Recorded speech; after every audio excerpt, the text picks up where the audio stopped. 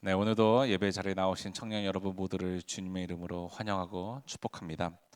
어릴 때 여러분들과 저랑 동년배인 청년들도 있겠지만 저보다 훨씬 띠동갑 넘게 차이 나는 청년들도 있을 텐데, 여러분들은 어릴 때 놀이터에서 무엇을 하면서 놀았나요? 운동장에서 무엇을 하면 놀았나요? 요즘 당근에서 유행하는 경차갈 도둑, 또 뭐 하고 놀았죠? 네? 술래잡기, 말뚝박기, 여기까지는 이해가 되는데, 혹시 그림자 밟기 놀이라고 해보신 적이 있으시나요? 왠지 나는 이거 처음 들어본다 하는 청년이 있나요? 그림자 밟기. 어, 아, 그쵸. 위에도 차이 나면 또 이걸 모를 수도 있겠네요. 또 그래도 06, 07년생 청년들은 해본 적이 있나 보네요. 다행입니다. 그래도 공감대가 있어가지고. 그래서 이 그림자 밟기 게임은 무엇인가요? 햇빛이 있을 때 남의 그림자를 먼저 밟는 사람이 이기는 그런 게임이죠. 그래서 우리는 이 게임 할 때 어떻게 하나요? 어떻게든 그 그림자가 밟히지 않으려고 도망치고 점프하고 구르고 막 별 난리를 쳤던 기억이 제 어린 시절에 있었던 것 같습니다. 그런데 지금 생각해 보면, 이제 오늘 본문을 묵상하면서 지금 이 그림자 게임 놀이를 생각하면 되게 재미난 사실이 특징이 있는 것 같은데요. 그림자는 절대 자기 마음대로 움직일 수 없다는 사실입니다. 왜냐하면 그림자는 항상 그 사람의 그 본체인 사람을 따라 움직이기 때문이죠. 본체가 움직이면 그림자를 움직이고, 근데 제가 어렸을 때는 그 그림자만을 보고 따라갔던 것 같아요. 그 본체를 보지 않고. 얼핏 보면 그림자 게임이지만 사실은 어떤가요?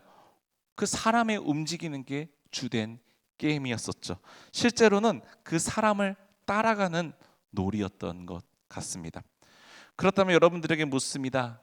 여러분들이 생각한 그림자의 특징은 무엇인가요? 여러분들은 그림자를 생각하면 무엇이 떠오르나요? 절대로 그림자는 본체보다 앞서갈 수 없습니다. 빛이 오는 방향 뒤로만 있지 그 빛 앞으로 그림자는 절대 갈 수가 없습니다. 그리고 그림자는 절대로 본체를 이길 수 없죠. 이유는 무엇인가요? 그림자는 본체 때문에 만들어진 존재이기 때문입니다.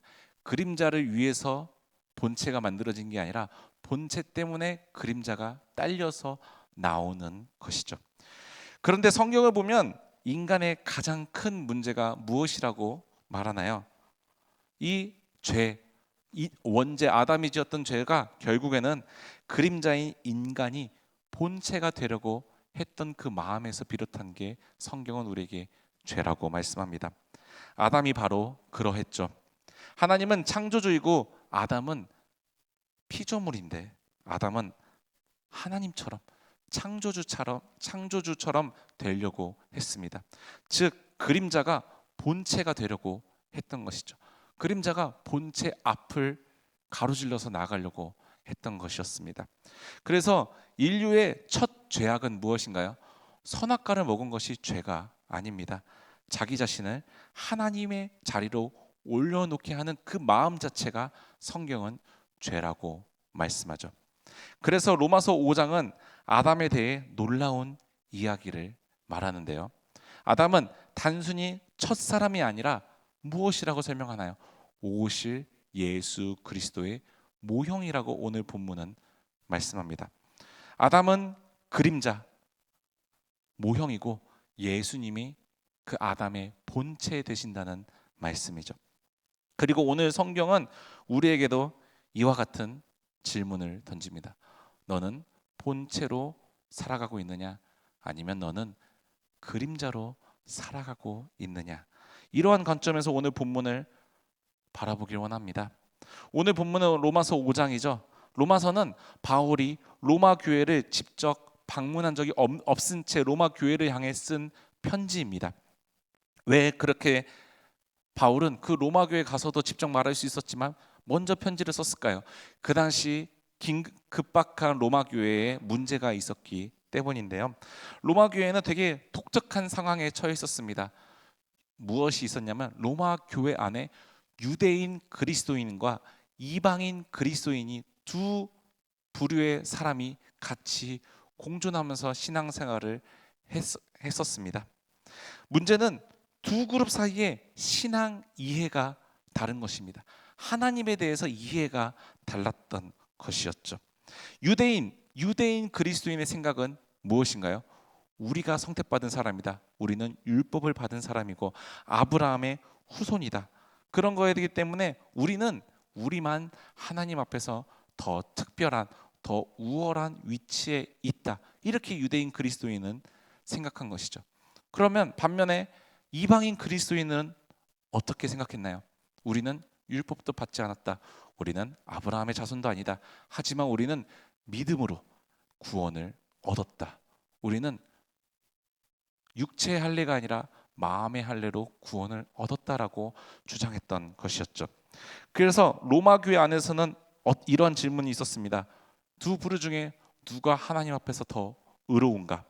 율법을 가진 유대인이 더 유리한가? 아니면 예수를 믿는 것만으로도 충분히 우리는 구원받을 자격이 있는가? 이 논쟁에 휩싸였었습니다. 로마 교회 사람들은. 사랑하는 청년 여러분, 여러분들 어떻게 생각하나요? 유대인 그리스도, 이방인 그리스도인 중에 누구의 말이 옳을까요? 당연히 둘 다 틀렸죠. 오늘 본문 로마서 5장 12절에 이렇게 말씀하는데요. 우리 함께 로마서 5장 12절의 말씀 한 목소리로 읽겠습니다. 함께 읽겠습니다. 그러므로 한 사람으로 말미암아 죄가 세상에 들어오고 죄를 지었으므로 사망이 모든 사람에게 이르렀느니라. 아멘. 사도 바울은 뭐라 하고 말했나요? 모든 사람이, 이 모든 인간은 한 사람을 통해 죄가 들어와 죄인이 되었다고 말씀하죠. 너희 모두는 그 한 사람 때문에 모두가 다 죄 아래에 있다라고 설명하는 것이죠.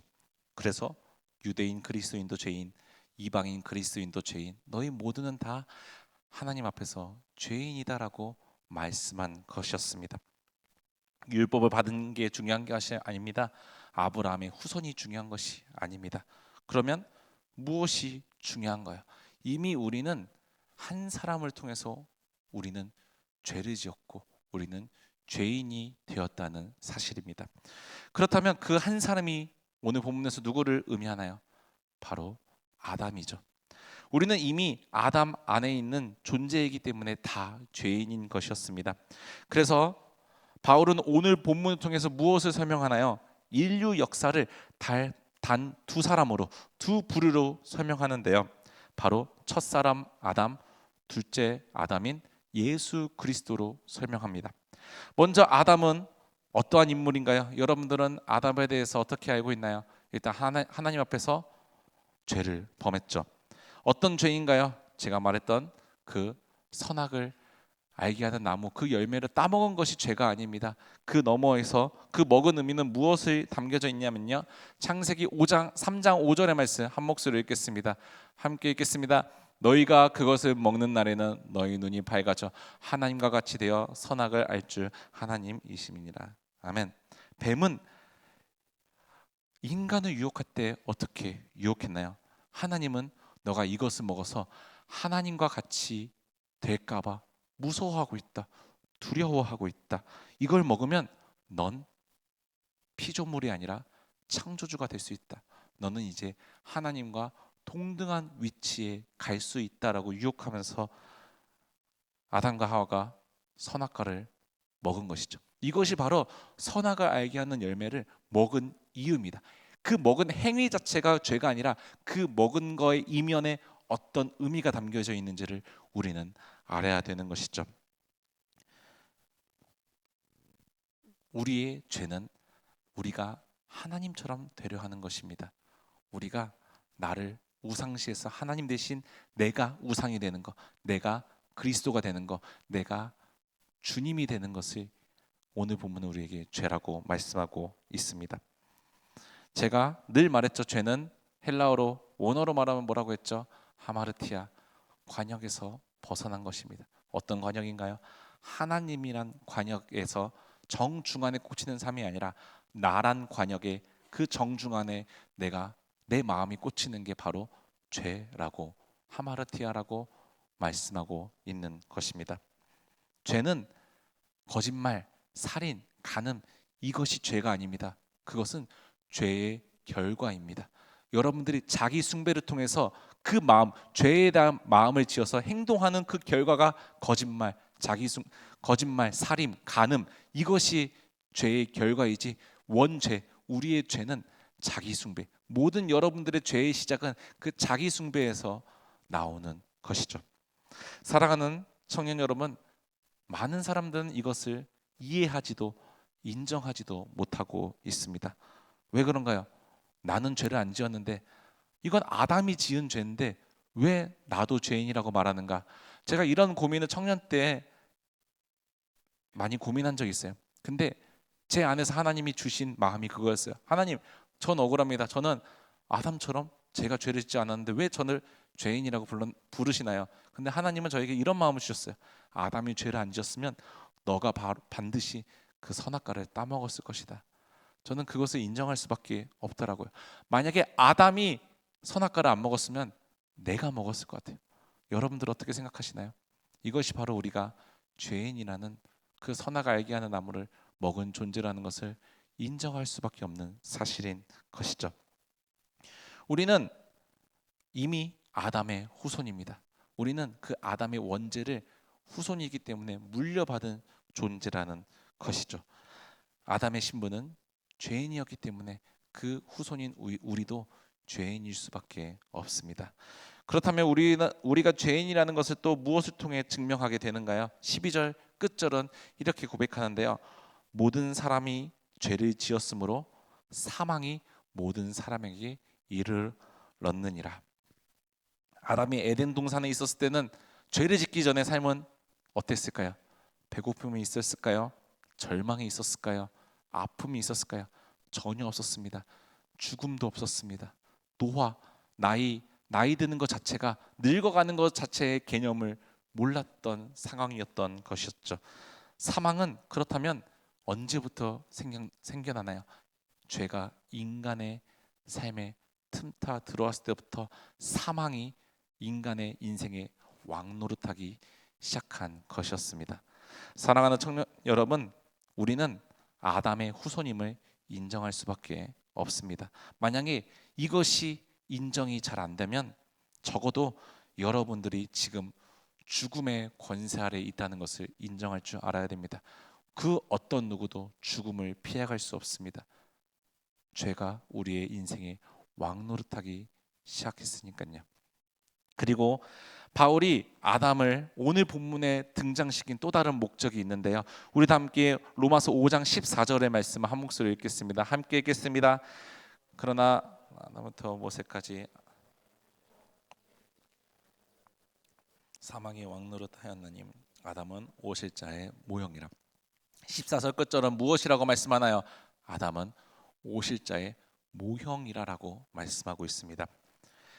모형, 헬라어로 하면 티포스라는 뜻인데요. 뜻은 흔적, 예표, 그림자라는 의미를 가지고 있습니다. 즉 아담은 이 땅에 오실 예수 그리스도의 모형, 예표, 그림자라는 의미입니다. 그렇다면 왜 아담은 예수님의 그림자일까요? 여기에는 세 가지 의미가 있는데요. 첫 번째는 이 두 사람 다 대표성을 띠고 있기 때문이다. 이 두 사람 다 그 인류의 그 두 부류가 말씀드렸죠. 그 한 부류의 대표자이기 때문이죠. 두 사람은 많은 사람의 운명을 결정짓는 대표자이죠. 아담은 인류의 대표, 예수 그리스도는 새 인류의 대표가 되십니다. 그래서 아담은 예수 그리스도의 모형이자 그림자였던 것이었죠. 우리가 죄와 사망의 왕노릇했던 게 그 아담으로부터 왔다면 생명의 왕노릇하는 건 예수 그리스도부터 오기 때문에 그 두 사람은 사망과 생명의 대표성을 띠고 있는 두 사람이기 때문에 아담이 그 예수 그리스도의 그림자라고 우리에게 말씀하고 있습니다. 두 번째는 무엇인가요? 바로 아담의 실패 때문에, 아담의 실패로 왜 우리 인생에 예수 그리스도가 필요한지를 알려주었기 때문입니다. 아담은 하나님처럼 되려고 했습니다. 말씀 앞에 순종하지도 못하고 자기 욕망과 죄가 우리의 인생에 왕노릇했을 때 아담은 그 죄를 해결할 능력이 있었나요? 스스로 그 죄의 문제를 해결할 수가 없었습니다. 그래서 우리 인생에는 두 번째 아담인 예수 그리스도가 필요하게 된 것이었죠. 에덴 동산에 제가 저번에도 말씀드렸죠. 선악을 알게 하는 나무와 무엇이 있었죠? 생명나무가 있었습니다. 선악을 알게 하는 나무가 무엇을 의미할까요? 율법을 의미합니다. 우리가 선악을 먹기 전까지는 죄가 무엇인지를 몰랐어요. 그렇지만 우리가 선악을 알게 하는 나무를 먹자마자 죄가 죄임을 알게 된 것이죠. 그리고 이게 출애굽기에 가서 어떻게 모든 사람에게 공표가 됐나요? 율법을 통해서 공표가 됐습니다. 율법 전에는 이 사람이 살인이 죄라는 것을 하나님이 알려주지 않았어요. 죄의 결과라는 것을 하나님이 알려주지 않았죠. 그래서 율법 전까지는 살인이 죄가 되지 않았어요. 간음이 죄가 되지 않았죠. 이것을 하나님께서 알려주지 않았으니까. 하지만 율법을 통해서 이게 죄가 죄임을 하나님께서는 이게 죄의 열매, 죄의 결과라는 것을 하나님께서 율법을 통해서 알려주셨죠. 그리고 그 옆에는 또 다른 대표성을 가진 생명나무는 예수 그리스도를 보여주신 것이었습니다. 그래서 그 선악을 알게 하는 나무는 오직 생명나무 되시는 예수 그리스도가 아니면 해결될 수 없다는 것을 이 에덴 동산 사건을 통해서 우리에게 예표하고 그림자처럼 보여주고 있는 것입니다. 오직 예수 그리스도만이 사망이 왕노릇하는 우리 인생을 바꿔주실 수 있습니다. 자기의 목숨을 바쳐서 사막의 왕노릇하신 그 굴레에서 벗어나 이제는 생명이 우리의 왕노릇하고 생명의 대신 우리의 인생의 생수가 되신 예수 그리스도가 우리 인생의 왕노릇하게 만들어 주셨죠. 이것이 우리에게는 은혜인 줄 믿습니다. 그렇기 때문에 우리에게는 예수 그리스도 두 번째 아담이 필요한 것입니다. 그리고 세 번째는 바로 아담의 모습을 통해 아담의 일대기를 통해 예수 그리스도가 이 땅에서 무엇을 행할지를 하나님은 보여주셨기 때문입니다. 창세기를 보면 하나님이 아담에게 아주 특별한 일을 하는데요. 창세기 2장 21절에서부터 22절은 이렇게 말씀합니다. 함께 읽겠습니다. 여호와 하나님이 아담을 깊이 잠들게 하시니 그가 그 갈빗대 하나를 취하고 살로 대신 채우시고 22절 여호와 하나님이 아담에게서 취하신 그 갈빗대로 그를 아담에게로 이끌어 오시니 아멘. 어떤 일이 하나님이 아담에게 주셨나요? 아담을 깊이 잠들게 했죠. 그리고 아담의 옆구리에서 갈빗대 하나를 꺼내서 신부인 하와를 만드셨습니다. 사랑하는 청년 여러분, 여러분들은 이 이야기를 어떻게 이해하고 계셨나요? 많은 사람들은 이 본문을 너무나 오랜 시간 동안 오해하고 있었습니다. 어떻게 오해했나요? 여성은 남성의 소유물이다. 여성의 인권은 중요하지 않다. 오직 우리 남성만이 흙으로 빚어졌고 그저 여성은 갈빗대로 만들어진 소유물이다. 이렇게 성경을 이해했기 때문에 여성 인권이 특히 교회 안에서 발전이 되지 못했습니다. 여러분들에게 묻습니다. 이게 말이 되는 것인가요? 절대 성경을 이렇게 봐서는 안 되죠. 그렇기 때문에 수많은 다른 교회에서도 수많은 교단에서도 아직까지 이거를 이렇게 해석하고 있어서 여성의 인권이 바닥인 교단이 너무나도 많습니다. 아직까지도 여성 교역자한테 설교권을 주지도 않고 목사 안수를 주지 않는 교단이 많죠. 그렇다면 이것을 우리는 어떻게 해석하는 것이 정말로 올바른 해석일까요? 여러분들은 어떻게 이해하고 계시고 묵상하고 계셨나요? 먼저 하나님이 아담을 어떻게 했나요? 잠들게 했죠. 여러분들에게 묻습니다. 성경에서 잠은 무엇을 의미하나요? 죽음을 의미합니다. 잠은 죽음을 의미합니다. 사랑하는 청년 여러분, 그렇다면 하나님은 아담을 잠들게 만든 게 아니라 죽게 만드신 것입니다. 그리고 그 옆구리에서 갈비뼈를 빼는 것이죠. 그럼 여기서 우리는 궁금증을 가질 수 있을 것입니다. 왜 하나님은 남자는 흙으로 만드시고 하와는 갈비뼈로 만드셨을까? 하와도 똑같이 흙으로 빚어서 똑같은 인간으로 동등한 위치에서 만들 수 있지 않았을까라고 질문을 가질 수 있죠. 그렇다면 왜 하나님은 갈비뼈를 굳이 꺼내서 만드셨을까요? 하나님은 처음부터 아담이 예수 그리스도의 그 구속의 그림자임을 보여주기 위함이었습니다. 아담이 깊은 잠에 빠져서 죽었죠. 그때 옆구리에서 신부인 하와가 태어났습니다. 이게 신약에서는 어떠한 장면과 같나요? 요한복음 19장 33절에서 34절을 우리 함께 읽어보겠습니다. 함께 읽겠습니다. 예수께 이르러서는 이미 죽으신 것을 보고 다리를 꺾지 아니하고 그중 한 군인이 창으로 옆구리를 찌르니 곧 피와 물이 나오더라. 아멘. 여러분들에게 묻습니다. 아담의 모습이 누구의 모습과 닮았나요? 예수 그리스도의 모습과 똑같습니다. 아담의 옆구리에서 하와가 나왔습니다. 그렇다면 예수님의 옆구리에서 무엇이 나왔죠? 피와 물이 나왔습니다. 이것을 피와 물은 무엇을 상징하나요? 이 시대의 교회를 상징합니다. 그리스도의 신부 되시는 교회가 예수님의 옆구리를 통해서 나오게 된 것입니다. 이제 이 구절의 의미가 이해가 되시나요? 아담이 왜 예수님의 그림자인지 이제 좀 이해가 되시나요? 아담은 단지 인류의 첫사람이 아니라 그것을 넘어서 오실 자의 모형, 오실 자의 그 예수 그리스도의 구속의 그림자를 의미하는 것입니다. 예수 그리스도와 그리스도인의 그 신부인 우리의 관계를 보여주기 위해서 아담의 옆구리를 꺼내서 거기서 갈빗대를 취해서 하와를 신부를 만드신 것이었죠. 사랑하는 청년 여러분, 오늘 본문은 우리에게 무엇을 알려주나요? 아담은 그림자입니다. 누구의 그림자요? 오실 자. 그리고 성경의 수많은 인물도 똑같습니다. 모세, 엘리야, 세례 요한도 오실 자의 그림자입니다. 그리고 더 중요한 것은 무엇인가요? 그 사람을 넘어서 우리도 그림자라는 것입니다. 우리도 아담의 원죄를 물려받아서 여러분들의 감정이 여러분들의 인생의 중심이진 않나요? 나의 성공, 나의 이름이 하나님 대신 나의 인생이 여러분들 삶의 중심이 되신 적은 없으시나요?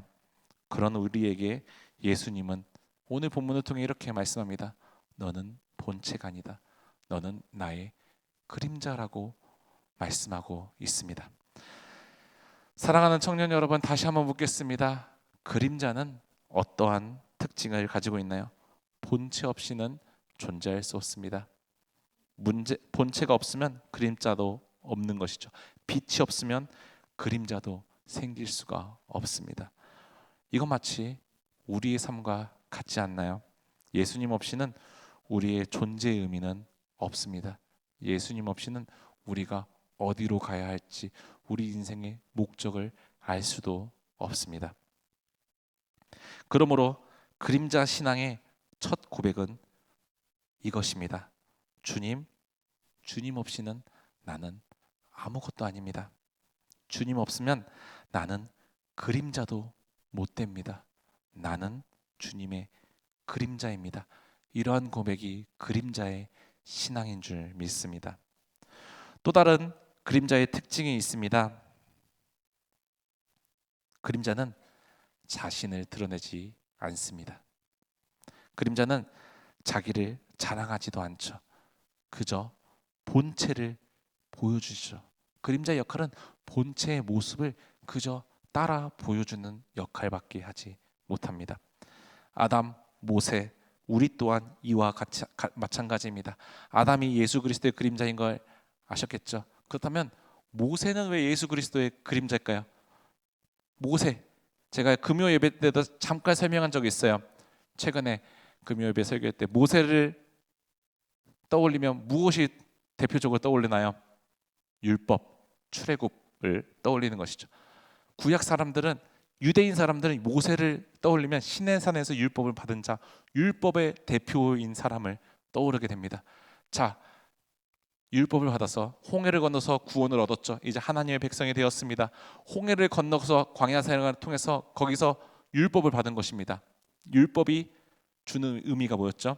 너는 이제 구원받았으니까 죄인의 삶보다 너는 이렇게 하나님의 자녀답게 사는 법이 어울려라고 해서 그 하나님의 자녀답게 사는 법을 알려주는 법률이 바로 율법인 것이었습니다. 그렇다면 제가 최근에 우리 양육하는 청년들한테 말하는데, 율법을 하나님이 왜 주셨을까요? 지키라고 주셨을까요? 지키지 못하죠.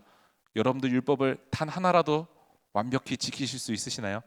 너는 나 외에 다른 신을 섬기지 말라, 거짓 증언하지 마라, 비방하지 마라, 부모를 공경해라, 내 이웃을 사랑하라. 이것을 여러분들은 정말로 철저히 지키실 수 있으시나요? 우리는 그 중에 어떠한 것도 지키지 못했습니다. 유대인들이 바리새인들과 서기관들이 본인들은 이걸 다 지켰다고 자랑하고 다녔죠. 그때 예수 그리스도가 이 땅에 와서 무엇이라고 말했나요? 율법의 기준을, 율법의 본래 의도를 알려주셨습니다. 너희가 행위로 거짓 증언하는 것이 그것이 아니야. 너희가 속으로라도 거짓말을 하고 속으로라도 음행을 품고 속으로라도 부모를 욕하면 그건 너희들이 죄를 짓는 것이다. 율법의 기준을 높여버렸죠. 그 뜻은 너는 절대 율법을 지킬 수 없다는 것을 의미합니다. 그러면 하나님은 율법을 이스라엘 백성들에게, 우리에게 십계명을 지키지 말라고 주셨습니다. 왜 지키지 말라고 주셨나요? 율법의 목적이 무엇이나요? 너희들이 이것을 철저히 지켜봐라. 그러면 무엇인지를 알 수 있나요?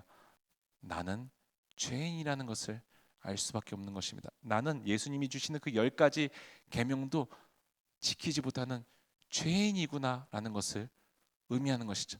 그래서 율법은 진단의 역할만 있습니다. 율법은 여러분들이 죄인이라는 것을 진단할 수 있는 기능만 있는 것이에요. 마치 엑스레이에서 여러분들 아플 때 엑스레이 딱 찍고 어디의 부위가 병들었고 다친지만 알려주는 역할을 하고 있는 것이죠. 자, 그러면 율법에는 구원의 기능이 있나요? 율법은 여러분들을 구원해 줄 수 없습니다. 율법이 구원해 주면 그건 행위로 우리를 구원받았다는 것을 의미하는 것이죠. 그렇기 때문에 우리에게는 누가 필요하나요? 예수 그리스도가 필요한 것입니다. 그래서 신약에서는 예수님이 이 땅에 왔을 때 나는 율법을 폐하러 온 사람이 아니라 나는 율법의 마침이라, 율법을 완성시키러 온 자다라는 말씀하신 것이 바로 여기에 그 의미가 있는 것입니다. 예수님을 통해서 해야지만 우리는 그 율법의 완성을 시킬 수 있습니다. 율법을 통해 여러분들이 죄인이라는 것을 알고 그 죄인인 것을 통해서 나의 인생에 저는 주님이 필요합니다. 주님밖에는 나는 이 죄의 문제에서 해결해 줄 수 없습니다. 그 고백이 일어날 수 있는 것입니다. 자, 그렇다면 이제 출애굽기로 돌아오면 모세가 율법을 상징하는 것입니다. 모세가 광야 생활을 했을 때 이스라엘 백성들을 데리고 어디를 가죠? 광야를 건너서 가나안 땅으로 들어갑니다. 가나안 땅은 하나님 나라, 천국을 의미하는 것이죠. 광야는 여러분들이 이 땅에서 느끼는 성화의 과정입니다. 가나안 땅을 가가지고 이제 들어가야 되는데 모세는 못 들어갑니다. 우리는 흔히들 모세가 왜 못 들어간다고 이해했나요? 모세가 분노를 못 참아서 하나님께 대들었기 때문에 못 들어간다고 의미할 수 있는데 그것은 잘못 이해하는 것입니다. 모세는 율법을 상징했기 때문에 율법이 천국에 들어가면 어떻게 되는 거예요? 내가 율법을 지키면 천국을 갈 수 있다는 것을 의미하게 되는 것입니다. 그렇기 때문에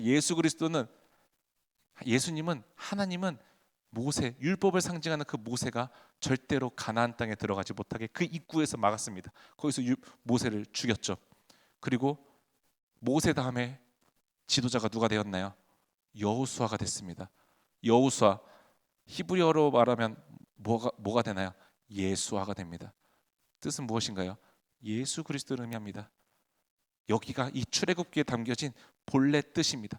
여호수아가 의미하는 것은 그 율법의 완성, 천국은 예수 그리스도를 통해서만 들어갈 수 있다는 것을 우리 인생에서 알려주고 있는 것이죠. 사랑하는 청년 여러분, 모세는 이래서 오실 예수 그리스도의 그림자밖에 불과했던 것이었습니다.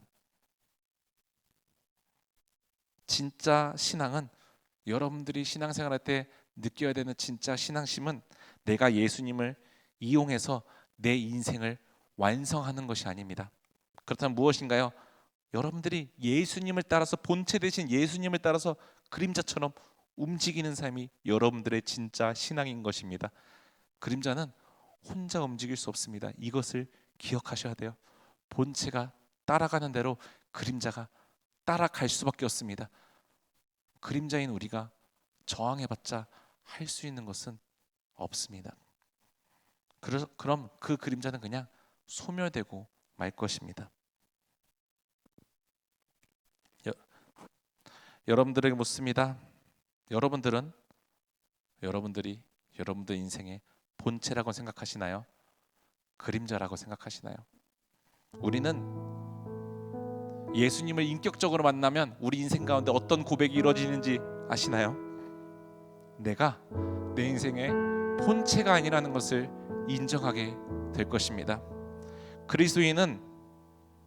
진정한 그리스도인의 삶은, 여러분들이 진정한 그리스도인이라면, 예수님을 만나서 인격적으로 변화됐더라면 여러분들 인생의 주인이 여러분이 아니라는 것을 너무나 잘 알게 될 것입니다. 여러분들 노력으로, 여러분 능력으로 이 자리까지 왔다는 것이 불가능하거든요. 제가 되게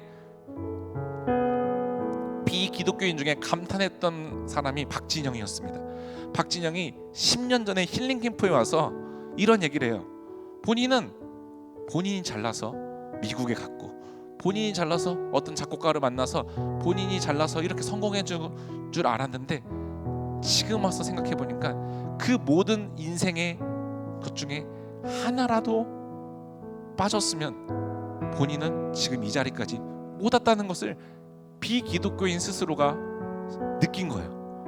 여기까지가 너무 놀라웠어요. 근데 여기서 박진영 한 걸음 더 나아갑니다. 그때 본인은 깨달았대요. 누군가 있다.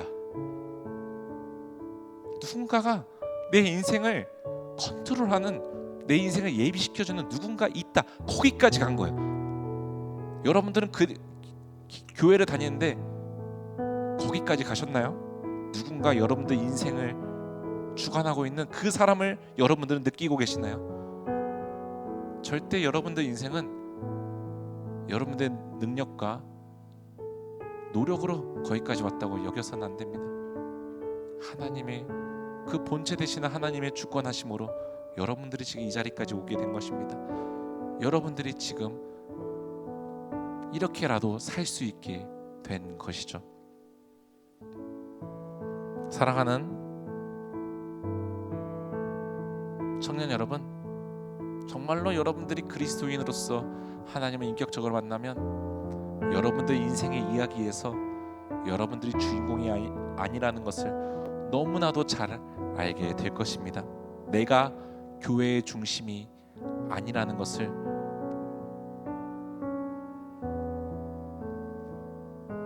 내가 내 인생의 주연이 아니라는 것을 잘 알게 될 것입니다. 본체는 예수님이십니다. 나의 인생의 주인은 주님이시라는 것입니다. 아무리 신앙생활을 오래 해도 여러분들이 지금 어느 청년들은 모태신앙부터 하면 30년 넘게 신앙생활을 했을 것입니다. 신앙생활의 기간이 중요한 게 아니에요. 그 기간 동안 얼마의 기간 동안 예수님을 만나서 변화되었는지, 그게 중요합니다. 신앙생활을 오래 해도 예수님을 만나서 변화되지 않는 사람들은 계속해서 교회에서 자기의 이름을 남기려고 할 것입니다. 나 몇십 년 다녔어, 나 몇 대째 예수 믿었어. 그게 여러분들의 구원의 조건이 되는 것이 아닙니다. 그런 사람이 되지 않기를 소망합니다. 그럴 때마다 여러분들 인생에서 이 말씀이 생각났으면 좋겠어요. 나는 그저 그림자이다. 나는 그림자입니다. 나는 이 땅에 오실 예수 그리스도를 예표하는 그림자입니다. 나는 예수님을 드러낼 수 있는 그림자밖에 불과합니다. 이러한 고백이 여러분들의 고백이 되기를 소망합니다. 그래서 진짜로 성숙한 신앙은 내가 얼마나 인정받았냐, 내가 얼마나 이 사역을 했냐가 중요한 것이 아닙니다. 내가 얼마나 하나님을, 예수님을 드러냈느냐가 중요한 것이죠. 이것이 진짜 성숙한 신앙인의 자세입니다. 아담은 예수 그리스도의 그림자입니다. 모세도 예수 그리스도의 그림자입니다. 이사야, 세례 요한도 오실 자의 그림자입니다. 그리고 우리도 그림자입니다. 그림자의 특성을 잘 기억하시길 바랍니다. 여러분들 이제 집으로 돌아가면 여러분들 눈에 그림자가 보이길 소망합니다. 여러분들 인생이 바로 이 그림자 같은 거예요. 그림자가 여러분들을 나타내고 있잖아요. 우리가 그렇게 예수 그리스도를 드러내기를 소망합니다. 그러한 그림자의 신앙을 가지고 예수님 앞에 나아가 이 땅에 오직 예수 그리스도만을 증거할 수 있는, 드러낼 수 있는 모두가 되기를 주님의 이름으로 간절히 소망합니다. 이 시간 말씀을 기억하면서 이 찬양을 함께 부르기 원합니다.